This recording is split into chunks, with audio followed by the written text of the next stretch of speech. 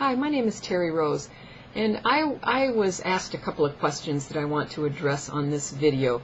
Basically, am I a Christian and do I believe in reincarnation? And I wish I could give a simple yes or no answer to both of those, but I really can't, because the one thing that I learned in my near-death experience is that I was totally shocked to see the way how different things were from what I had been taught. The one thing that did for me, it really taught me how I need to be open to all possibilities. And the one message that I came away with, it was so strong, and I heard those words over and over in my mind when I woke up in the hospital, was the importance of seeking truth and knowledge. So that says to me that I need to question everything, I need to have an open mind, and I need to find the truth in all things.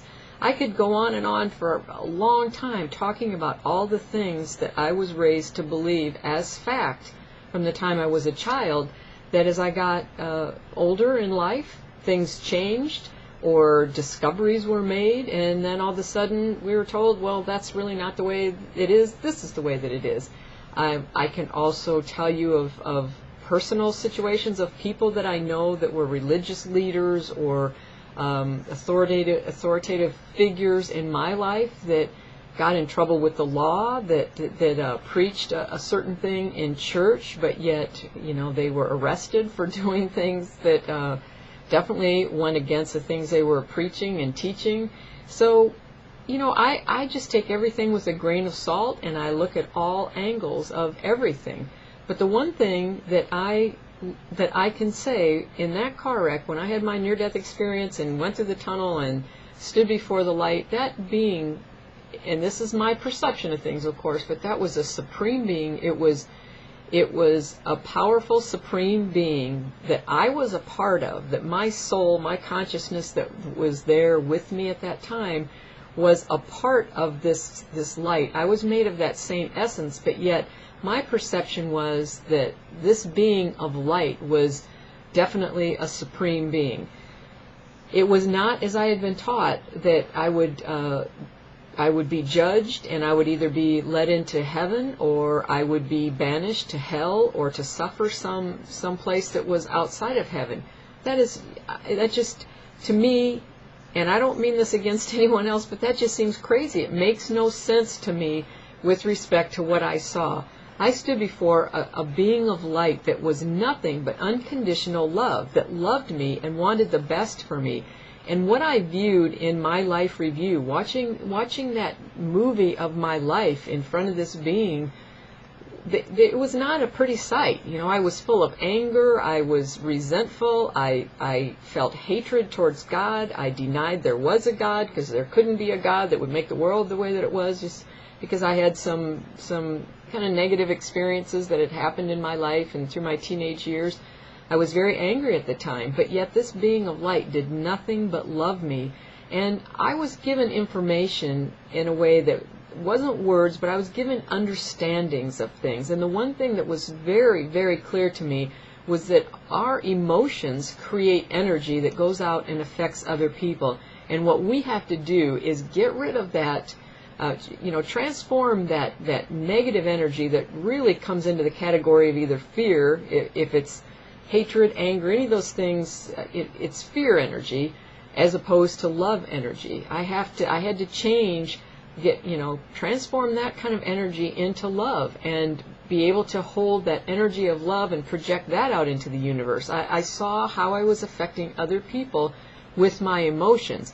And now, in light of all of the studies that have come out, all of these discoveries of this field of energy that all physicists realize is there now. It's scientific fact that it's there, and it's scientific fact that our emotions affect this. And I can't get into all those studies right now. I have to keep this video relatively short, but there's just too much information that says our emotions do impact this field of energy. So how can I believe that I make mistakes or I live my life on earth and I have this anger energy and I'm going to go and be judged by God, and then and then cut off from him. I just cannot believe that. So to say, am I a Christian? Some people believe that. And if I don't say that, yes, I do believe that that's true, then in their mind, I'm not a Christian.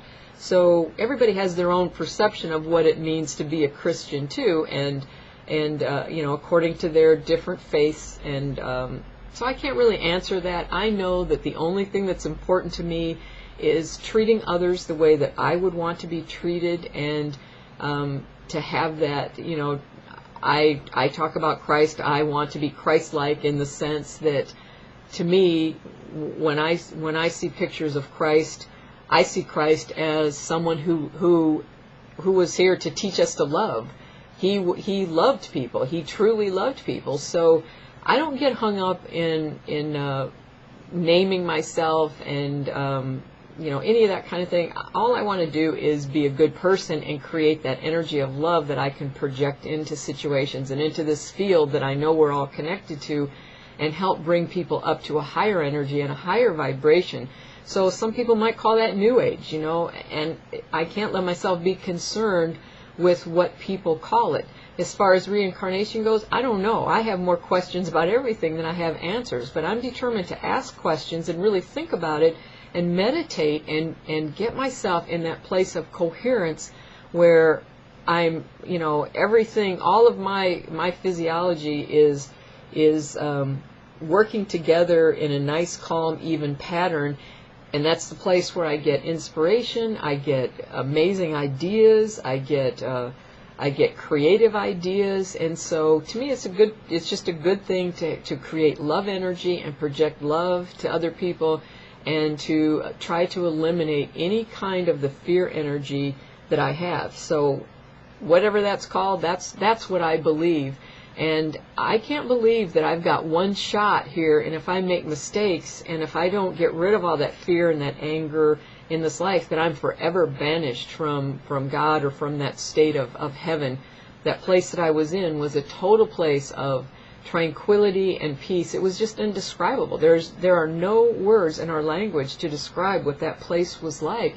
And I wanted to stay there and be there worse than anything, but at the same time, I knew that I had to change the anger and the resentment and the hatred and those kind of energies that I was feeling as a teenager, just messed up about life, not really understanding what life was all about, and seeing such hypocrisy in people that were teaching me things, but yet to see the way that they sometimes acted, it made me angry as a teenager, and I was just very confused. So that's the point, when I had that wreck, that's the kind of person that I was, confused and angry, and yet I stood in front of this loving being that just showed me the power of love.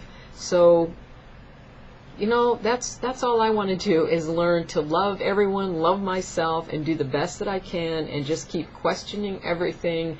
And I believe that if I would have died, I don't believe that being of light would have cut me off forever. So something has to happen at that point. There may be other planes where we're on, where we have lessons and we have an opportunity. Maybe we do come back here. I mean, who knows? I don't have the answers, but I just know that in my mind, the idea is get back to that place of oneness where I was able to feel that oneness with that love. And so the more we can do that here on Earth, the more we raise our energy, our vibration, we put out good energy and help the world become a better place, it raises us to a higher place, and we're less affected by all of the negative things.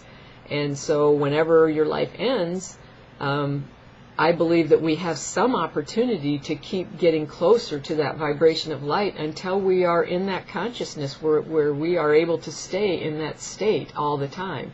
And that's something that I really can't explain. I'm not good with trying to explain it. I just know what it felt like to be there and how badly I want to get back to that place.